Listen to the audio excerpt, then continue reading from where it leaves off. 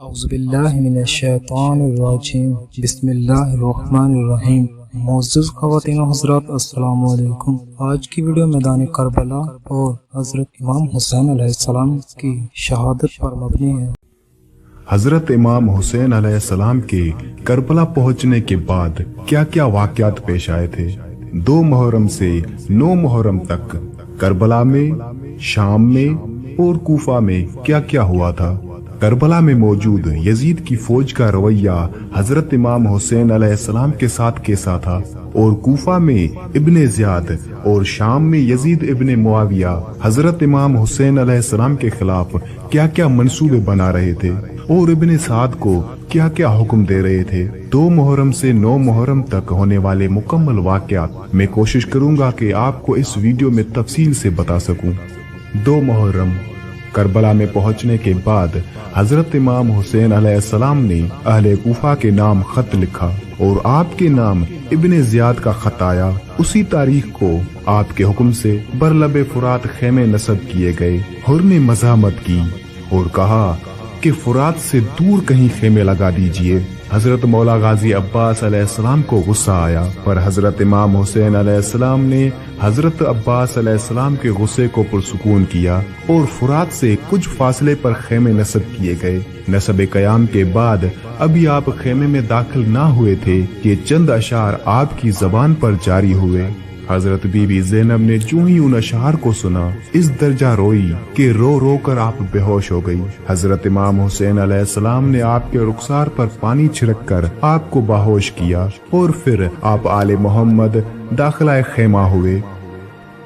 3 محرم کو عمر سعد 65,000 اور ایک روایت کے مطابق 66,000 کا لشکر لے کر کربلا پہنچ گیا اور اس نے حضرت امام حسین علیہ السلام سے ان خیالات کی خواہش کی اور حضرت امام حسین علیہ السلام نے کوفہ کے سفر کا ارادہ بیان کیا۔ پھر ابن سعد نے عبید اللہ ابن زیاد کو تمام تفصیل لکھ دی اور یہ بھی لکھا کہ حضرت امام حسین علیہ السلام فرماتے ہیں، اگر اہل کوفہ مجھے نہیں چاہتے تو میں واپس جانے کو تیار ہوں۔ ابن زیاد نے عمر ابن سعد کے جواب میں لکھا، جبکہ ہم نے امام حسین علیہ السلام کو چنگل میں لے لیا ہے تو وہ چھٹکارا چاہتے ہیں، یہ ہرگز نہیں ہوگا۔ ان سے یہ کہہ دو کہ وہ تمام اپنے عزیز و اقربا سمیت بیعت یزید کریں یا پھر قتل ہونے کے لیے تیار ہو جائیں۔ میں بیعت سے پہلے ان کی کسی بھی بات پر غور نہیں کرنا چاہتا۔ اسی 3 تاریخ کی شام کو حضرت حبیب ابن مظاہر قبیلہ بنی اسد میں گئے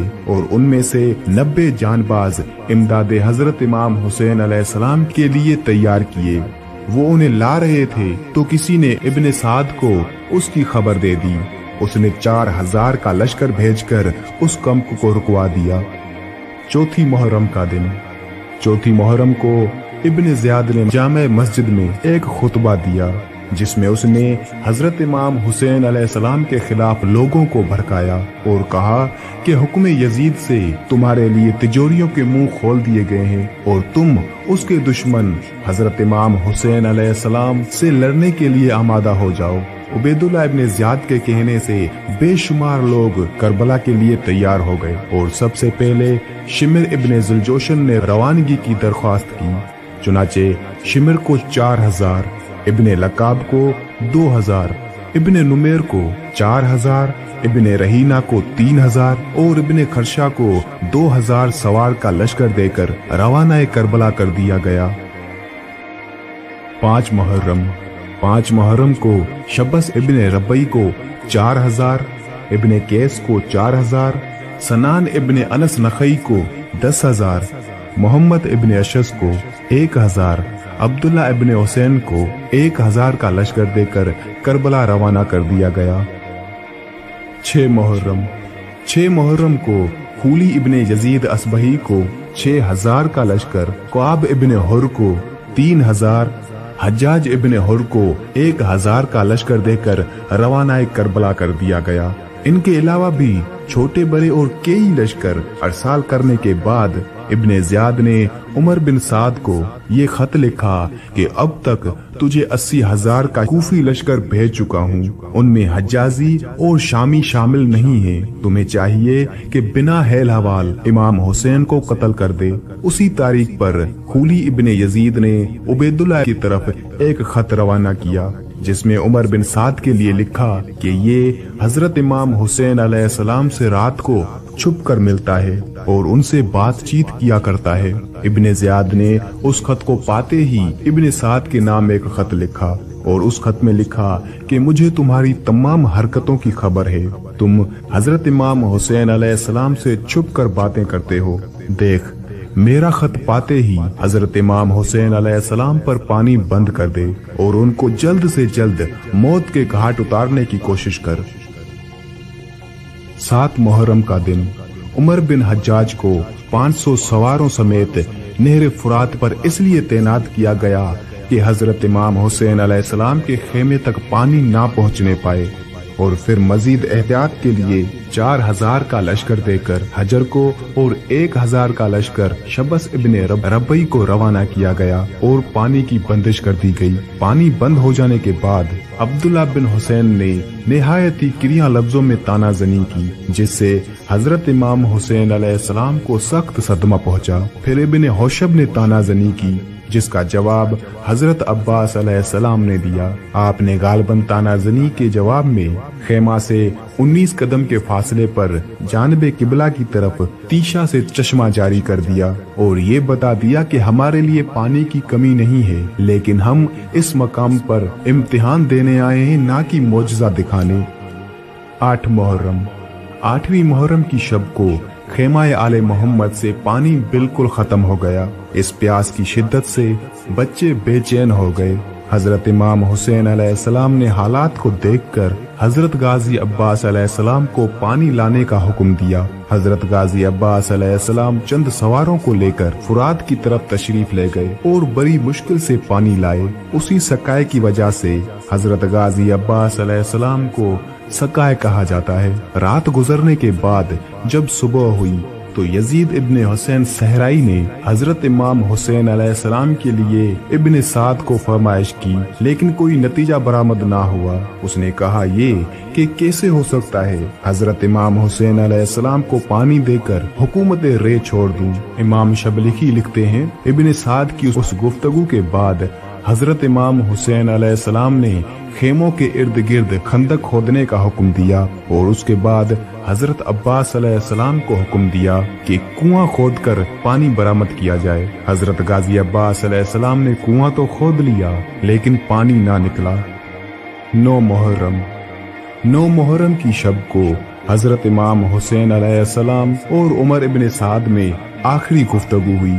آپ کے ہمراہ حضرت غازی عباس علیہ السلام اور حضرت علی اکبر علیہ السلام بھی تھے۔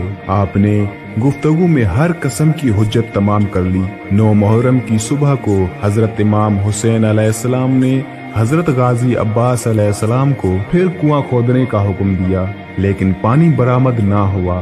تھوڑی ہی دیر بعد حضرت امام حسین علیہ السلام نے بچوں کے پیاس کی حالت دیکھ کر پھر حضرت عباس علیہ السلام سے کنواں کھودنے کی فرمائش کی۔ آپ نے صحیح بلیغ شروع کر دی۔ جب بچوں نے کنواں کھودتا ہوا دیکھا تو سب کوزے لے کر آ پہنچے۔ ابھی پانی نکلنے نہ پایا تھا کہ دشمنوں نے آ کر اسے بند کر دیا۔ دشمنوں کو دیکھ کر بچے خیموں میں جا چھپے۔ تھوڑی دیر بعد حضرت غازی عباس علیہ السلام نے کنواں کھودا اور وہ بھی بند کر دیا گیا، یہاں تک کہ 4 کنویں کھودے مگر پانی حاصل نہ کر سکے۔ بروایت 5ویں دفعہ پانی برآمد ہوا۔ بی بی سکینہ نے کوزہ بھرا اور دشمن کے خوف سے خیمے کی طرف بھاگی اور خیمہ میں پاؤں الجھے اور آپ گر پڑی۔ پانی بہہ گیا اور دشمن نے کنواں بند کر دیا۔ بی بی سکینہ پیاسی کی پیاسی رہ گئی۔ اس کے بعد حضرت امام حسین علیہ السلام ایک ناکے پر سوار ہو کر دشمن کے قریب گئے اور اپنا تعارف کرایا لیکن کچھ نہ بنا۔ مورخین لکھتے ہیں کہ 9ویں تاریخ شمر کوفہ واپس گیا اور اس نے عمر ابن سعد کی شکایات کر کے ابن زیاد سے ایک سخت حکم حاصل کیا جس کا مقصد یہ تھا کہ اگر امام حسین علیہ السلام بیعت نہیں کرتے تو انہیں قتل کر کے ان کی لاش پر گھوڑے دوڑا دیے جائیں، اور اگر تجھ سے یہ نہ ہو سکے تو شمر کو چارج دے دے۔ ہم نے انہیں حکم تعمیل اور حکم یزید دے دیا ہے۔ ابن زیاد کا حکم پاتے ہی ابن سعد تعمیل پر تیار ہو گیا۔ اسی نویں تاریخ شمر نے حضرت غازی عباس علیہ السلام اور ان کے بھائیوں کو امان نامے کی پیشکش کی، مگر حضرت عباس علیہ السلام اور ان کے بھائیوں نے بڑی دلیری سے اس امان نامے کو ٹھکرا دیا۔ اسی 9 محرم کی شام کو شمر کی تاریخ سے ابن سعد نے حملے کا حکم دے دیا۔ حضرت امام حسین علیہ السلام خیمے میں تشریف فرما تھے۔ آپ کو بی بی زینب اور پھر حضرت غازی عباس علیہ السلام نے دشمن کے آنے کی خبر دی۔ حضرت امام حسین علیہ السلام نے فرمایا، مجھ پر ابھی غنود کی طاری ہو گئی تھی، میں نے اپنے نانا جان حضرت محمد صلی اللہ علیہ وآلہ وسلم کو خواب میں دیکھا۔ انہوں نے فرمایا کہ حسین تم کل میرے پاس آ رہے ہو۔ جناب زینب رونے لگی، اور پھر حضرت امام حسین علیہ السلام نے حضرت غازی عباس علیہ السلام سے فرمایا کہ بھیا تم جا کر ان دشمنوں سے ایک شب کی مہلت لے لو۔ حضرت غازی عباس علیہ السلام تشریف لے گئے اور جنگ ایک شب کے لیے ملتوی ہو گئی، اور 10 محرم کو حضرت امام حسین علیہ السلام کو شہید کر دیا گیا۔